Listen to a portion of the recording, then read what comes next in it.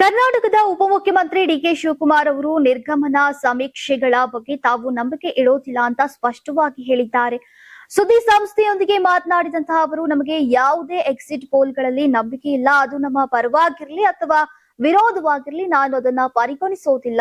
ಸಮೀಕ್ಷೆಗಳ ಮಾದರಿ ಗಾತ್ರ ಬಹಳ ಚಿಕ್ಕದಾಗಿದೆ, ಆದ್ದರಿಂದ ನನಗೆ ನನ್ನದೇ ಲೆಕ್ಕಾಚಾರ ಇದೆ ಅಂತ ಹೇಳಿದ್ದಾರೆ.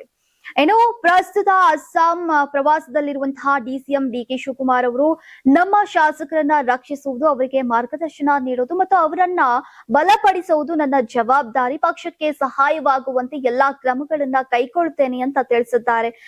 ನೀವು ಸಣ್ಣ ಆಗ್ಬೇಕಲ್ವಾ? ಅದು ಒಂದು ಉತ್ತಮ ಆಹಾರದಿಂದ ಸಣ್ಣ ಆಗ್ಬೇಕಲ್ವಾ? ಪ್ರತಿದಿನ ನಮ್ಮ ಜೀನಿ ಸ್ಲಿಮ್ ನ ಯೂಸ್ ಮಾಡಿ ಯಾವುದೇ ಸೈಡ್ ಎಫೆಕ್ಟ್ ಇಲ್ದಂಗೆ ನೀವು ಸಣ್ಣ ಆಗ್ತೀರಾ.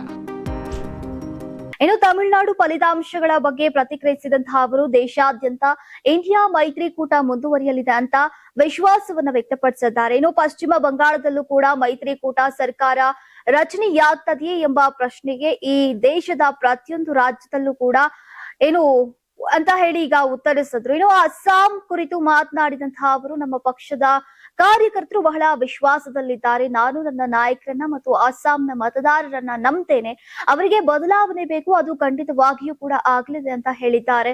ಆದಾಗ್ಯೂ ಕೂಡ ಬಹುತೇಕ ಸಮೀಕ್ಷೆಗಳು ಅಸ್ಸಾಂನಲ್ಲಿ ಬಿಜೆಪಿ ಮತ್ತೆ ಅಧಿಕಾರಕ್ಕೆ ಬರಲಿದೆ ಅಂತ ಸೂಚಿಸ್ತಾ ಇವೆ. ಒಟ್ಟಾರೆಯಾಗಿ ಈಗ ಎಕ್ಸಿಟ್ ಪೋಲ್ ಗಳನ್ನ ತಳ್ಳಿ ಹಾಕಿದಂತಹ ಡಿಕೆ ಶಿವಕುಮಾರ್ ಅವರು ಕಾಂಗ್ರೆಸ್ ಹಾಗೂ ಇಂಡಿಯಾ ಮೈತ್ರಿಕೂಟದ ಗೆಲುವಿನ ಬಗ್ಗೆ ಭಾರಿ ಆತ್ಮವಿಶ್ವಾಸವನ್ನ ವ್ಯಕ್ತಪಡಿಸಿದ್ದು, ಈಗ ಫಲಿತಾಂಶದ ದಿನವೇ ನಿಜವಾದಂತಹ ಚಿತ್ರಣ ಹೊರಬೀಳಲಿದೆ ಅಂತ ನಿರೀಕ್ಷೆ ಹೆಚ್ಚಿಸಿದ್ದಾರೆ.